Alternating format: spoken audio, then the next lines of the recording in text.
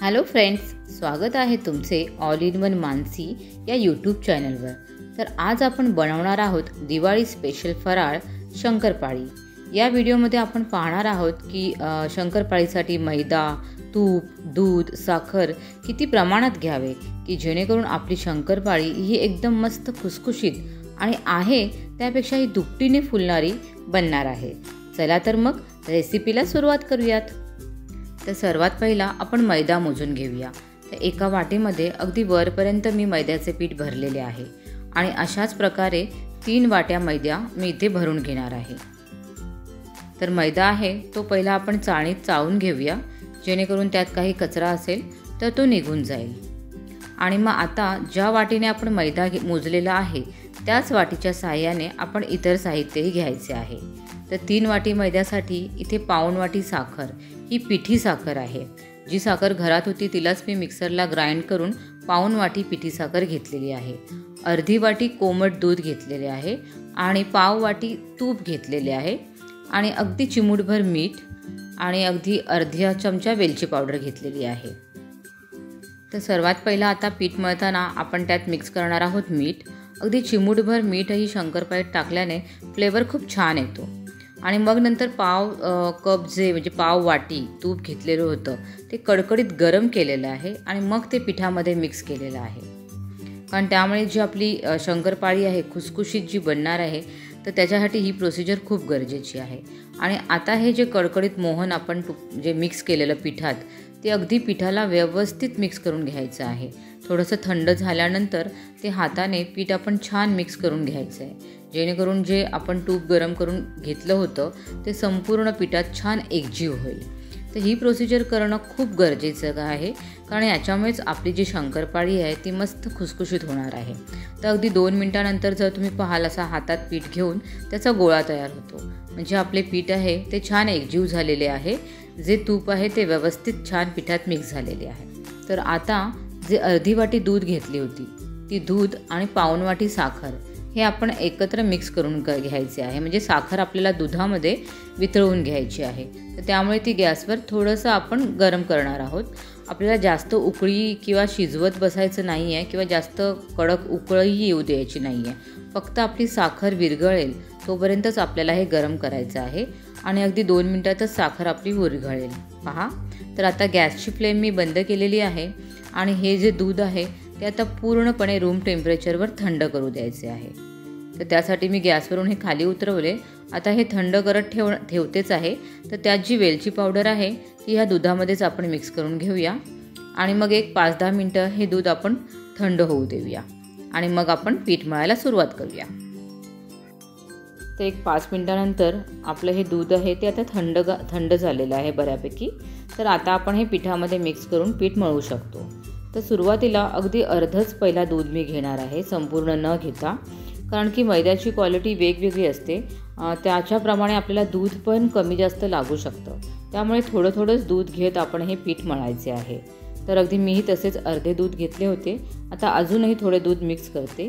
1 चमचा दूध अजूनही उरले आहे पण पहिला हेच संपूर्ण एकत्र मिक्स करून घेऊया। जर तुम्हाला आत्ताच वाटलं की तुमचं पीठ छान मऊ होत चाललेलं आहे तर तुम्ही ते जर 1 चमचा उरलेलं दूध नाही मिक्स केलं तरी चालेल, पण इथे मी संपूर्ण दूध वापरलेलं आहे आणि आपलं हे पीठ आता असे छान मळून तयार झालेले आहे। तर अशा प्रकारे पीठ थोडं घट्टच मळलं गेलं पाहिजे तर आपल्या शंकरपाळ्या छान खुसखुशीत होतात।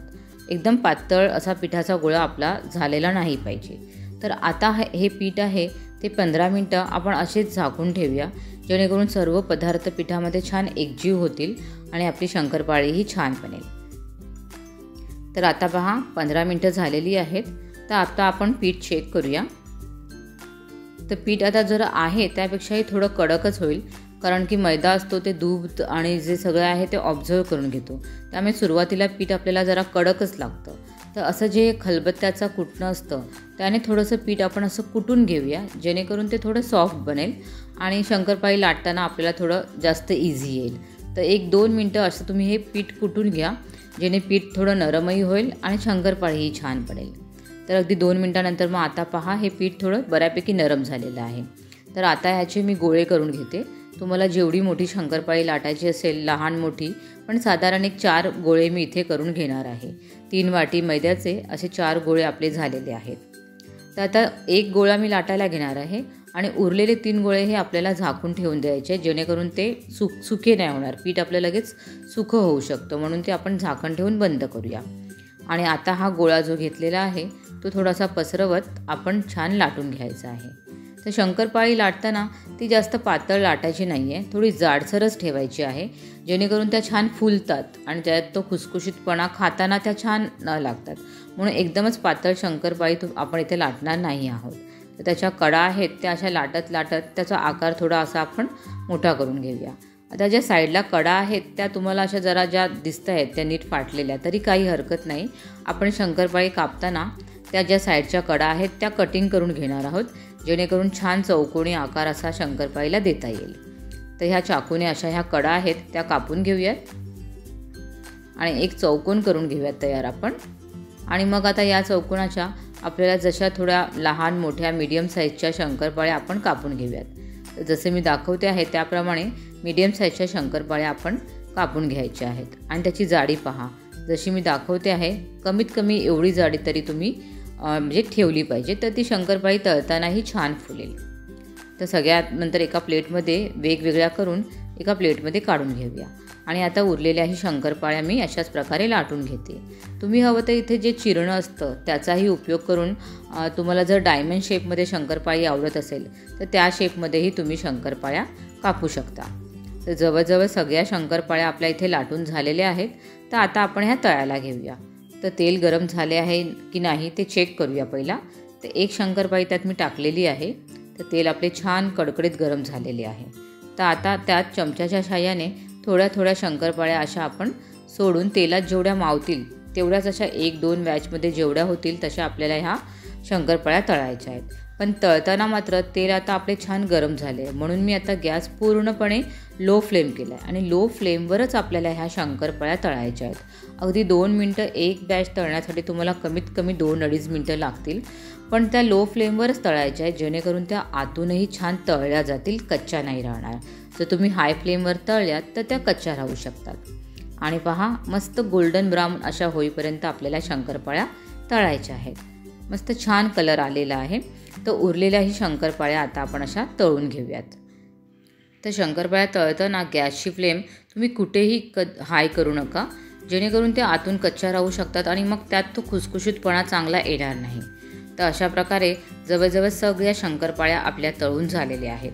तर आता सुरुवातीला त्या गरम असतील तेव्हा त्या थोड्या नरमच असतात, म्हणून त्या पूर्ण थोडं एक 10-15 मिनटं व्यवस्थित आपण थंड होऊ देऊया आणि नंतरच मग त्या आपण हवाबंद डब्यात भरायच्या आहेत. तर जसं मी तुम्हाला म्हटलेलं की दुपटीने फुलणारी आपली शंकरपाळी तयार होते. तर पहा, आहे त्यापेक्षा ही शंकरपाळी किती छान फुलली आहे. तर मग आजचा रेसिपी व्हिडिओ तुम्हाला कसा वाटला मला कमेंट सेक्शनमध्ये नक्की सांगा. आणि व्हिडिओ आवडल्यास like, share and all in one Mansi या यूट्यूब चॅनलला सबस्क्राईब करायला विसरू नका आणि बेल बटन दाबायलाही विसरू नका, जेणेकरून जेव्हाही मी नवीन व्हिडिओ लोड करेन तर त्याचे नोटिफिकेशन तुम्हाला सर्वात पहिला मिळेल. पुन्हा भेटूया नवीन फराळासह लवकरच. थँक्यू.